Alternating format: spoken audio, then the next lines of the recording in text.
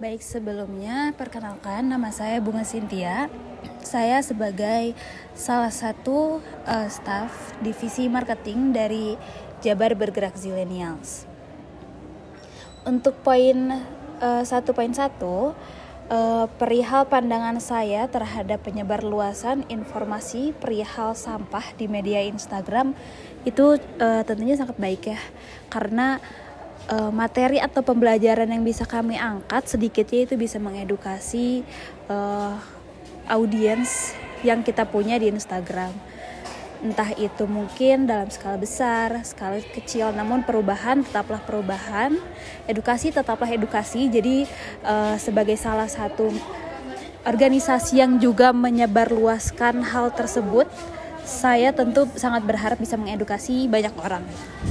Lalu untuk poin 1.2 mengenai bagaimana mengusung ide kreatif yang dituangkan dalam konten tersebut, tentunya kami melakukan riset terlebih dahulu, entah itu riset untuk isi materinya atau kayak tentang informasi apa sih yang akan kita angkat, dan juga riset mengenai pembawaan informasi tersebut supaya bisa menjadi lebih menarik dan bisa lebih banyak dilihat oleh banyak orang dan tidak membosankan gitu. Karena balik lagi ke poin pertama tadi, biasanya biasanya informasi-informasi yang disajikan adalah edukatif gitu, bersifat edukatif.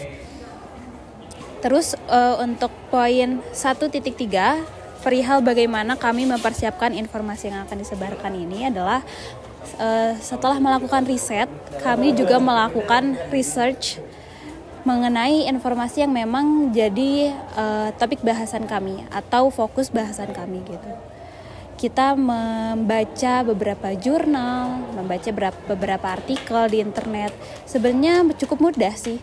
Banyak hal-hal yang bisa diakses dengan mudah di internet mengenai sampah yang akan dipublikasikan di media Instagram. Lalu untuk poin 1.4 mengenai bagaimana penyebarluasan informasi yang dilakukan, tentunya kita melakukan di media sosial Instagram. Kita membuat infografis di feed Instagram, lalu kita publikasikan. Dan juga biasanya kami juga membuat Instagram Story yang tujuannya bisa lebih interaktif dengan audiens gitu.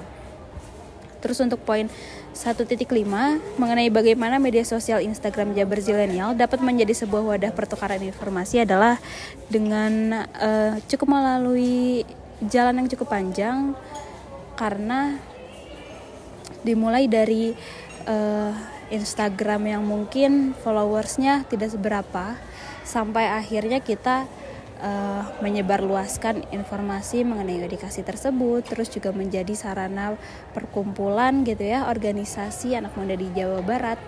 Lalu kita bisa mendapatkan orang-orang yang bisa menjadi audiens kita, dan ya secara tidak langsung karena memang konten-konten kami kebanyakan edukatif, jadi hal tersebutlah yang bisa menjadikan bahwa Instagram Jabar Zilenial dapat menjadi sebuah wadah pertukaran informasi. Untuk poin 1.6, mengapa informasi terkait pengelolaan sampah perlu dilakukan? Kita tahu kalau isu sampah di Indonesia ini masih menjadi isu yang sangat perlu diatasi, karena masih menjadi masalah yang cukup serius hingga saat ini.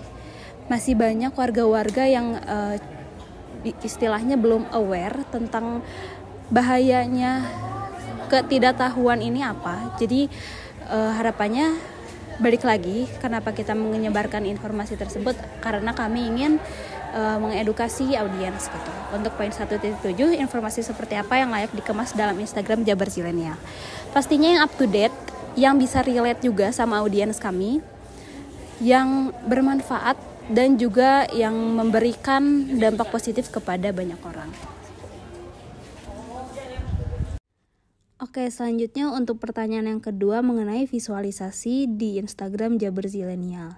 Untuk poin 1.1, kesan apa yang ingin kami sampaikan di Instagram Jabar Zilenial, tentunya kesan yang menarik. Karena kenapa menarik ini penting bagi kami? Karena saat konten ini menarik atau visualisasinya menarik, kami rasa ini bisa mencakup banyak kalangan gitu, bisa engagementnya bisa ke lebih banyak orang, supaya nantinya edukasi yang kami sampaikan di isi desain kami bisa tersampaikan ke banyak orang, seperti itu. Untuk poin 1.2 biasanya Jabar Zilenial memanfaatkan dari mulai mungkin kalau misal memang ada hal-hal yang berkaitan atau kegiatan yang berkaitan dengan informasi yang akan kami sampaikan, akan kita pakai dokumentasinya. Tentunya dokumentasi itu diambil oleh kamera, oleh tim media di Jabar Zilenial. Lalu nantinya setelah melalui beberapa rangkaian, diedit fotonya, juga dilakukan desain. Lalu setelah desain itu jadi dan sudah siap dipublikasikan, kami menyiapkan caption yang nantinya biasanya untuk acara tertentu kami memiliki tagline atau hashtagnya tersendiri untuk beda-beda kegiatan gitu. Terus untuk poin 1.3, bagaimana memadukan gambar dan informasi. Nah, sama seperti yang saya bilang, kalau misalkan memang ada kegiatan yang berkaitan, akan kami gunakan dokumentasi tersebut dalam penyampaian informasinya. Namun kalau misal tidak ada gitu ya, biasanya kami menggunakan desain biasa saja gitu, nggak ada dokumentasi kegiatan atau gambarnya. Jadi itu kondisional aja sesuai kebutuhan. Terus untuk poin 1.4, bagaimana informasi dalam gambar tersebut dapat dipahami. Tentunya selain tadi di poin pertama kami akan mengutamakan nilai menarik, kami juga memilih foto-foto. Apabila ada, kami akan memilih gambar-gambar yang memang merepresentasikan informasi-informasi yang kami sampaikan, seperti itu. Terus untuk poin 1.5, ciri khas Jabar Zilenial dalam penggambaran tersebut, sebenarnya tidak ada ciri khas khusus dalam gambar, namun dalam desain tentunya Jabar Zilenial memiliki karakternya sendiri, mulai dari elemen-elemen yang digunakan, terus juga warna, penggunaan font, dan juga gaya bahasanya yang digunakan itu memiliki ciri khasnya tersendiri gitu.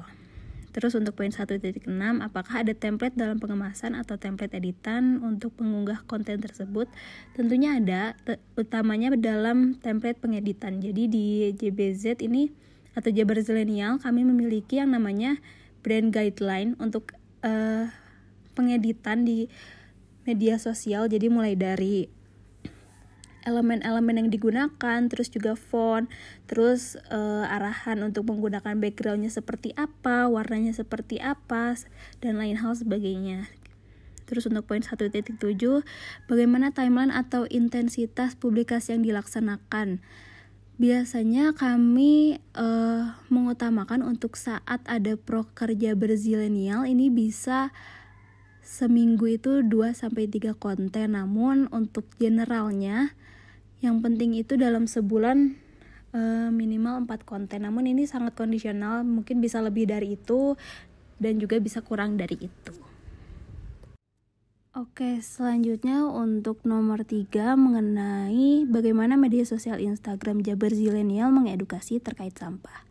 Untuk poin 1.1, menurut kami pengaruh dari pengelolaan media Instagram dalam memberikan edukasi mengenai sampah itu sangat baik ya, karena mungkin sampah itu selalu ada di sekitar kita, namun mungkin masih banyak orang-orang yang belum tahu, kayak seperti misal pengelolaan sampah atau hal-hal sederhana yang sebenarnya dampaknya besar gitu.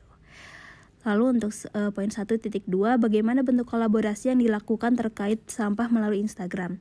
Nah, kami sepakat bahwa bukan hanya informasi saja gitu, bukan hanya pengedukasian kepada audiens saja, namun juga kami rasa dengan kami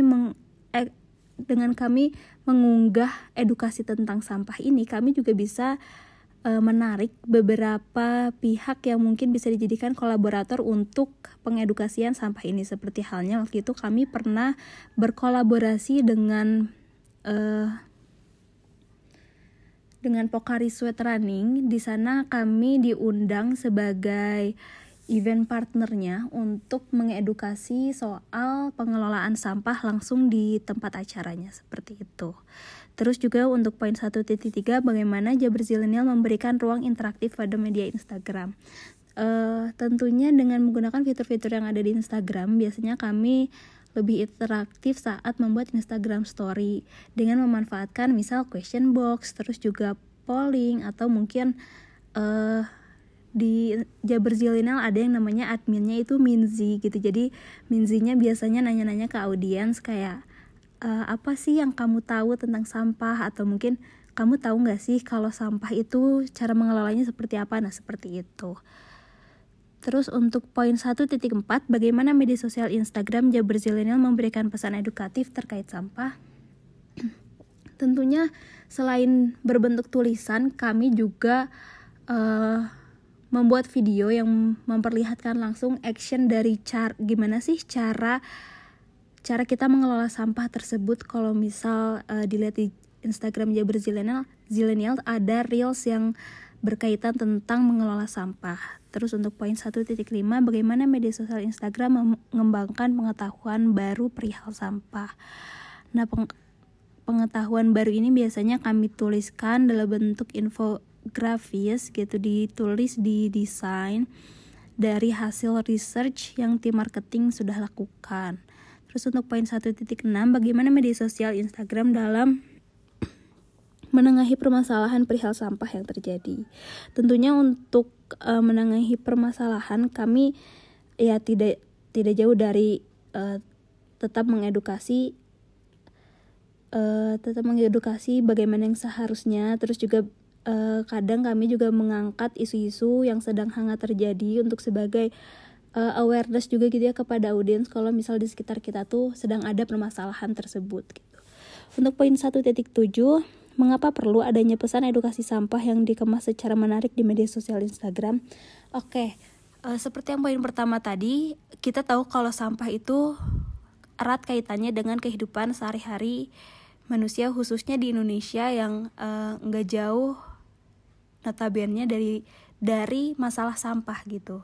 Tapi juga saya yakin sebagai generasi muda atau sebagai zilenials gitu ya, sudah banyak orang-orang tuh yang kayak bosan gitu, atau mungkin bosan mengenai edukasi tentang sampah ini. Jadi kita harus putar otak, kita harus cari jalan tengahnya bagaimana mengemas si edukasi ini secara menarik supaya edukasinya bisa tersampaikan dengan baik, tapi audiens itu pun menerimanya dengan baik gitu, tidak dengan rasa bosan yang saya sudah sampaikan tadi gitu. Selanjutnya untuk nomor 4, mengenai mengapa komunitas Jabar Zilenial ini menggunakan media sosial Instagram dalam penyelenggaraan aksinya. Untuk poin 1.1, mengapa kami memilih Instagram dibandingkan media sosial lainnya. Sebenarnya media sosial yang digunakan oleh Jabar Zilenial saat ini, yang dua teraktif itu adalah Instagram dan juga TikTok. Nah, kenapa Instagram ini bisa dibilang media sosial yang paling aktif kami gunakan? Karena kami tahu bahwa istilahnya hampir semua anak muda atau target audiens kami ini memiliki Instagram atau membuka Instagram setiap harinya, seperti itu. Terus juga saat dilihat aksinya gitu ya, engagementnya cukup bagus, interaksinya juga cukup bagus, audiensnya cukup aktif. Jadi kami rasa Instagram ini adalah tempat yang tepat untuk kami memberikan informasi kepada audiens kami. Terus untuk poin 1.2, mengapa media sosial Instagram menjadi wadah sebagai penyalur aksi kemanusiaan dan pendidikan. Nah, mungkin ini jawabannya akan sama dengan poin 1 tadi, karena kami rasa saat engagementnya sudah cukup bagus, juga interaksinya sudah cukup bagus, ada banyak orang yang menyaksikan Instagram kami gitu. Jadi kami bisa dengan mudah menyalurkan aksi kemanusiaan dan pendidikan yang memang kami Jabar Zilenial selenggarakan acara-acaranya seperti itu. Terus untuk poin 1.3, bagaimana karakteristik dari penggunaan media sosial Instagram yang membantu dalam menggambarkan esensi Jabar Zilenial. Kami sangat mengutamakan aktifnya interaksi antara admin Instagram Jabar Zilenial yang diberi nama Minzi dan juga audiensnya. Jadi Minzi ini sering mengadakan interaksi di Instastory seperti pertanyaan receh gitu, terus juga teka-teki dan lain hal sebagainya. Terus juga